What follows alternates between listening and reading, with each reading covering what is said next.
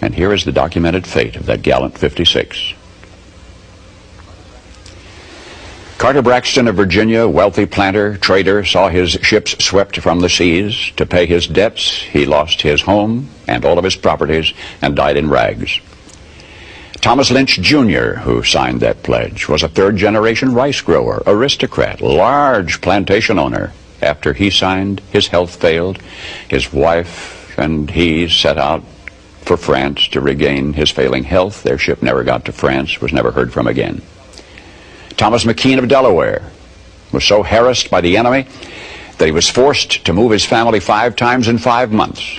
He served in Congress without pay, his family in poverty and in hiding.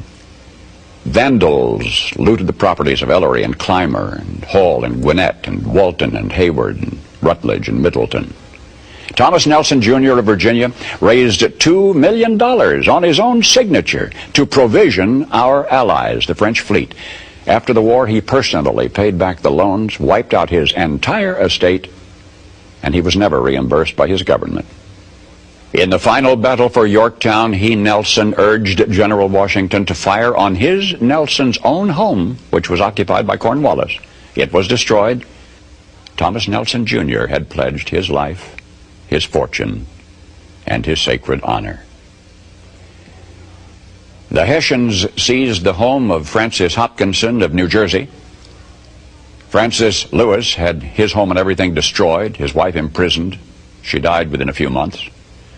Richard Stockton, who signed that declaration, was captured, mistreated, his health broken to the extent that he died at 51. His estate was pillaged. Thomas Hayward, Jr. was captured when Charleston fell. John Hart was driven from his wife's bedside while she was dying. Their 13 children fled in all directions for their lives. His fields and grist mill were laid waste. For more than a year he lived in forests and caves and returned home after the war to find his wife dead, his children gone, his properties gone, and he died a few weeks later of exhaustion and a broken heart. Lewis Morris saw his land destroyed, his family scattered. Philip Livingston died within a few months from the hardships of the war.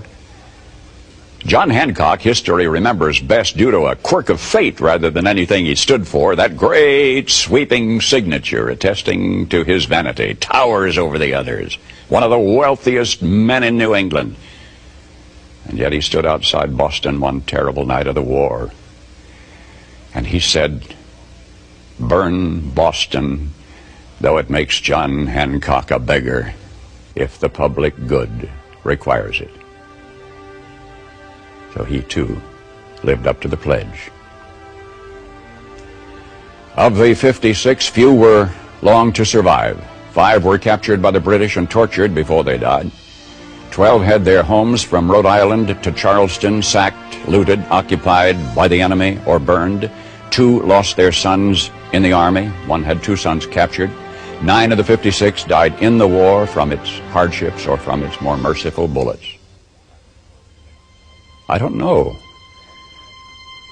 what impression you had of the men who met that summer in Philadelphia.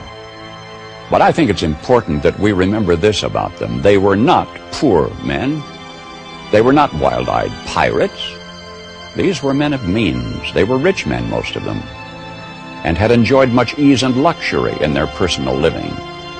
Not hungry men, certainly not terrorists, not irresponsible malcontents, not fanatical incendiaries. These men were prosperous men, wealthy landowners. They were substantially secure in their prosperity. They had everything to lose. But they considered liberty, and this is as much as I shall say of it. They had learned that liberty is so much more important than security, that they pledged their lives, their fortunes, and their sacred honor. And they fulfilled their pledge. They paid the price, and freedom was born.